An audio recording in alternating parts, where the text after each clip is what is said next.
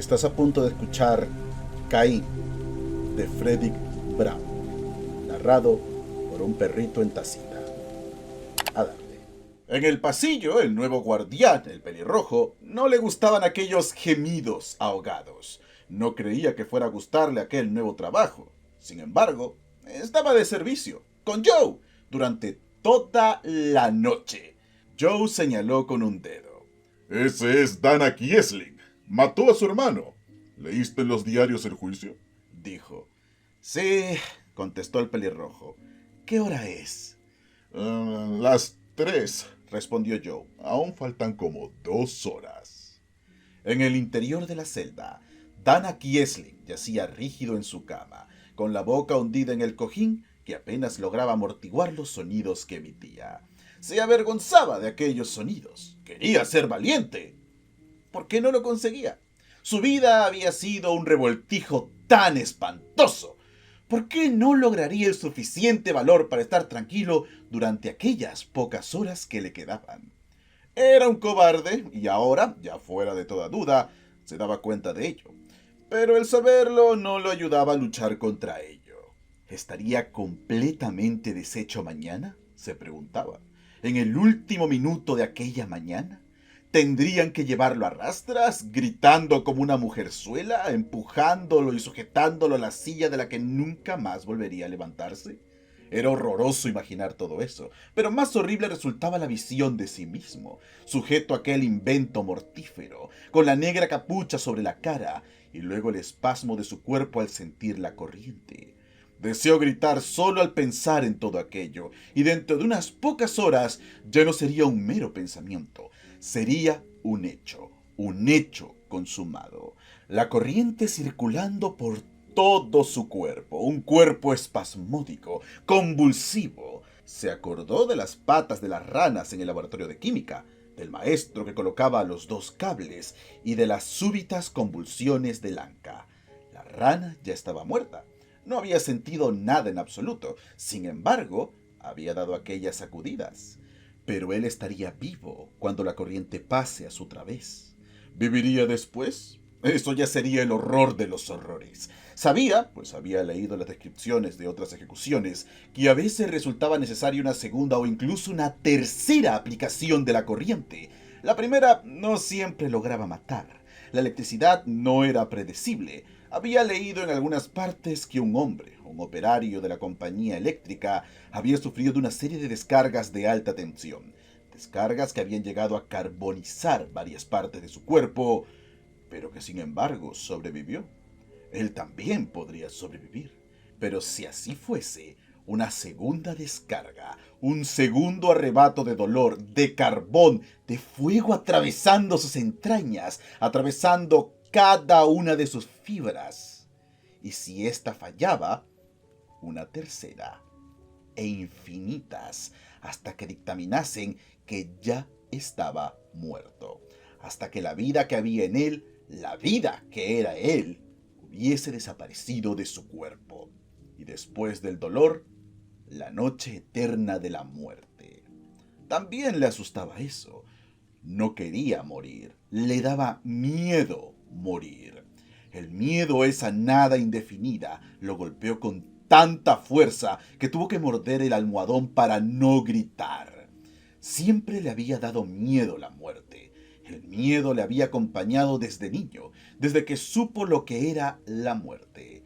Había soñado con ello, y aquel miedo solo había disminuido ligeramente mientras crecía, y ahora volvía con la misma intensidad que cuando tenía 10 años, y la muerte de un amigo con el que cada día jugaba a la salida de la escuela había irrumpido en su mente, haciéndolo comprender su propia condición de mortal. La pena por la muerte de su compañero era insignificante en comparación con la idea: esto también puede ocurrirme a mí. Aquella noche la había pasado llorando, al igual como lo está haciendo esta noche. Había intentado luchar contra el pánico de la misma forma en que ahora lo estaba intentando, y con igual suerte. Sin embargo, aquella noche sus padres lo habían oído y estuvieron consolándolo.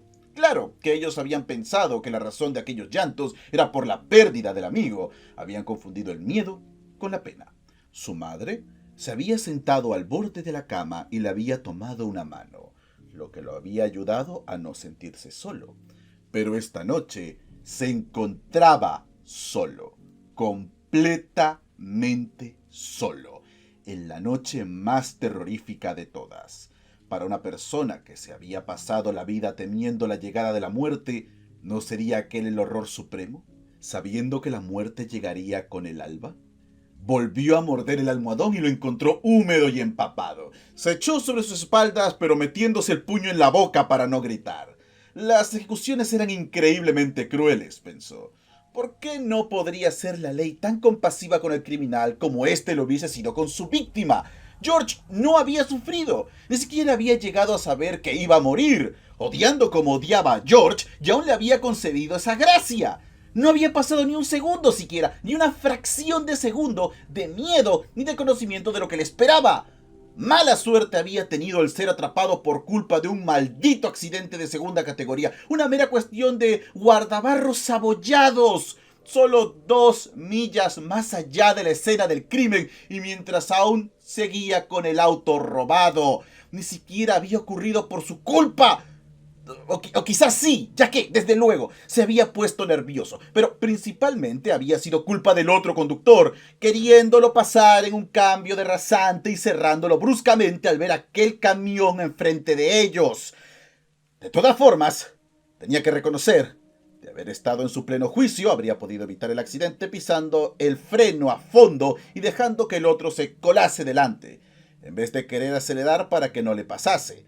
El otro conductor había pensado lo mismo que él y también había acelerado. Luego, para evitar el choque de frente con el camión, se había lanzado contra él, incrustándole un guardabarros contra la parte trasera de su auto y enganchando los parachoques de forma que se vieron obligados a detenerse.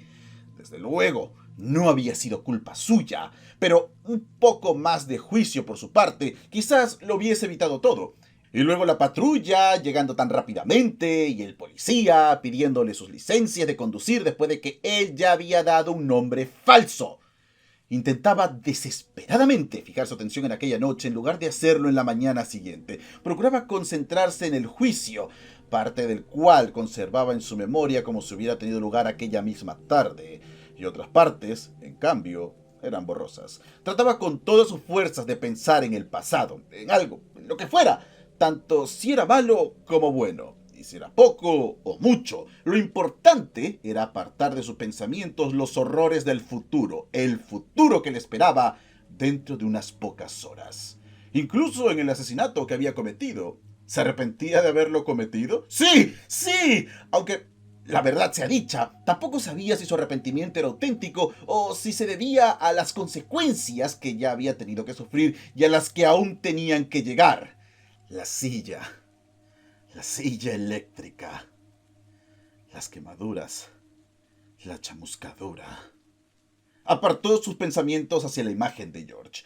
¿Por qué haría la gente tanto escándalo del asesinato de su propio hermano? ¿Por qué juzgarían eso peor que la muerte de un extraño? Siendo así que él, George, era tan diametralmente distinto que ya no podía llamársele siquiera su hermano. Era un déspota, un asqueroso tirano, siempre corrigiéndolo, siempre encontrándole faltas, exigiéndole pequeñas cantidades de dinero que le debía. Mezquino, terco, rencoroso, odioso y sobre todo, o mejor dicho, por debajo de todo, avaro. Una brillante carrera, casa propia, unos 60,000, 80,000 dólares en el banco, no había rehusado prestarle categóricamente, casi insultantemente a él, a su hermano, aquellos miserables 6,000 dólares que él necesitaba para pagar las deudas que le habían caído encima sin ninguna culpa por su parte y para rehacer su vida por un nuevo camino. Había sido tan terrible verse perseguido por todas partes, hostigado, atormentado. Solo por eso ya hubiera tenido motivos suficientes para matar a George. Solo por esa crueldad inconsciente, esa avaricia y especialmente por decirle aún que era por su propio bien. que haría más daño que beneficio el que le prestase dinero mientras no aprendiese a ordenar y organizar su propia vida. Su propio hermano, y además su hermano menor, hablándole de esa forma, con un poco de pedantería, si es que podía jactarse de algo, con el propio orgullo y esnobismo del que no ha apostado un centavo en las carreras en toda la vida, del que vigila cuando bebe, del que se aparta de las mujeres solo porque les teme. Y, naturalmente, eso era precisamente lo que lo convertía en la clase de tipo que se dejaba casar más pronto que tarde. Él, Dana, conocía a las mujeres y sabía cómo hay que tratarlas. Esa era la razón por la que a sus 30 años aún estaba soltero. Quizás le gustaban incluso demasiado, y esa era la razón por la que nunca había logrado demasiado de sí mismo. Pero al menos no había caído en las redes del matrimonio. Cuando te gustan todas, no hay ninguna que te atrape.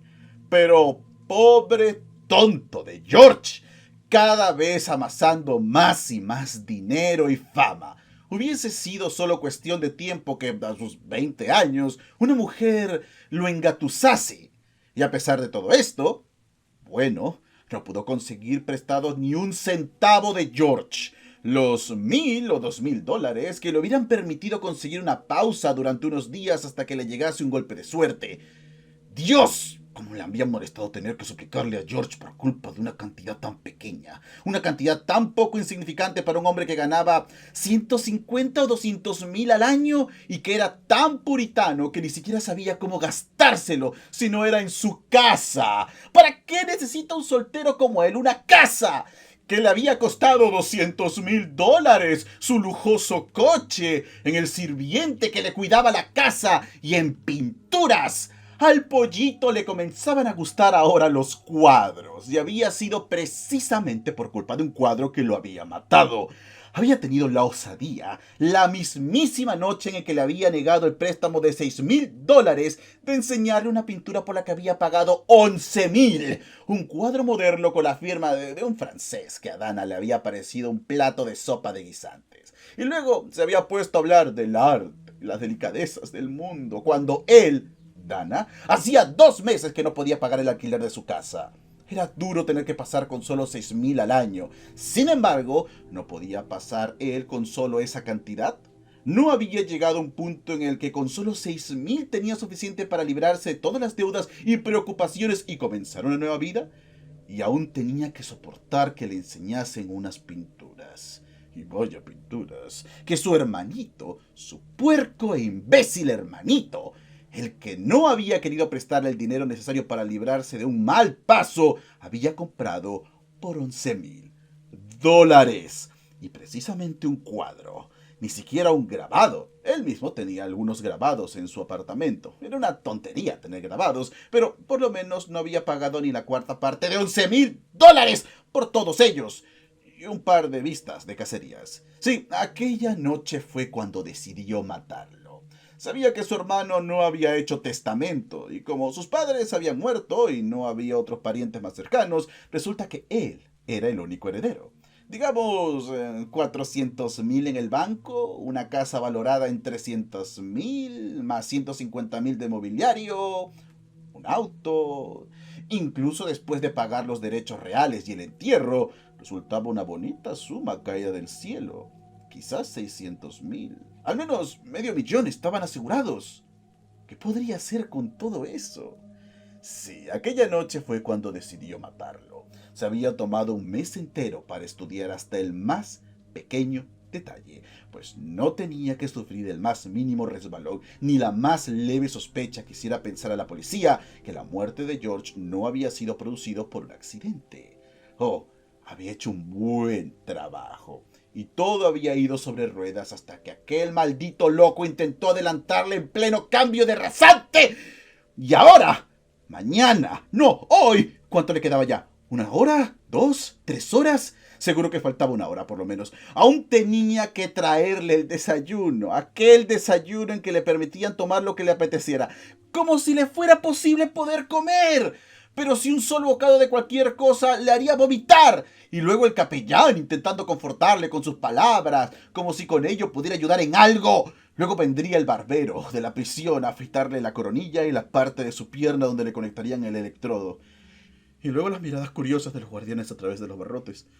Los electrodos de los cuales la corriente carbonizante se escuchó a sí mismo gritando y volvió a morderse el puño. Y al ver que ni así conseguía apagar sus gritos, volvió a hundir su rostro en el cojín para oír cómo sus gritos se convertían en sollozos entrecortados. Un cobarde, desde luego. Pero, ¿por qué no iba a comportarse como un cobarde? Si realmente lo era. Aquellos hombres de las novelas que se dirigen a la silla o a la horca con toda tranquilidad no eran más que pura imaginación. Un buey no siente miedo cuando lo conducen al matadero, pues no sabe qué es lo que le espera. Aquellos hombres que caminan tranquilamente saben qué es lo que les espera, pero únicamente como una abstracción. Son incapaces de imaginárselo. ¿No sentiría cualquier hombre sensible, con imaginación, igual que él? Aquellos guardias del exterior, podía escuchar el débil murmullo de sus voces una y otra vez. ¿Serían más valientes que él? ¿Cuánto quedaba? ¿3 horas? ¿2? De todas formas, no mucho. Y luego el pasillo, el camino hasta la habitación, llegaría por la silla, el orinal caliente como le llamaban los presos. Uno de ellos incluso le había dicho: «Amigo, te van a freír, freírte». Ni más ni menos que freírte. Entre convulsiones espasmódicas, con la sangre hirviendo en las venas, la sacudida, carbonizado, agonizando de dolor, el anca de rana saltando en el laboratorio de química. El almohadón volvía a estar entre sus dientes, pero a pesar de todo, gritaba. Luego, cuando se le acababa el aire de los pulmones, se detenía y el silencio aún resultaba más terrorífico que sus propios gritos. La muerte, amigo. Te van a freír. Y si la corriente no te mata la primera vez, te dan otra sacudida, volviendo a sentir en tu cuerpo aquel relámpago y luego una tercera vez con sacudidas horribles. Y volvió a lanzar un alarido desgarrador. Joe, todo esto me revuelve el estómago, estaba diciendo en el pasillo el guardia pelirrojo, el novato, mientras pensaba que aquel trabajo no iba a gustarle. No le gustaría en absoluto. Joe, el otro guardia, sonrió. Ya te irás acostumbrando a ello, le dijo. Cada noche hace lo mismo. Hace 6 años fue indultado, pero se vuelve loco y comienza a gritar a causa del miedo a la silla. Antes de que lo juzgaran, solo pensaba que acababa de ser juzgado y sentenciado, y que cada noche era la última. El pelirrojo sudaba. 6 años. Eso es, dijo, pero Joe ya lo había estado contando. Cerca de 1200 noches, y cada una de ellas es la última. Desde luego, no sé si fue mejor que lo indultasen. El pelirrojo no dijo nada, pero comprendió que no iba a gustarle trabajar en un manicomio.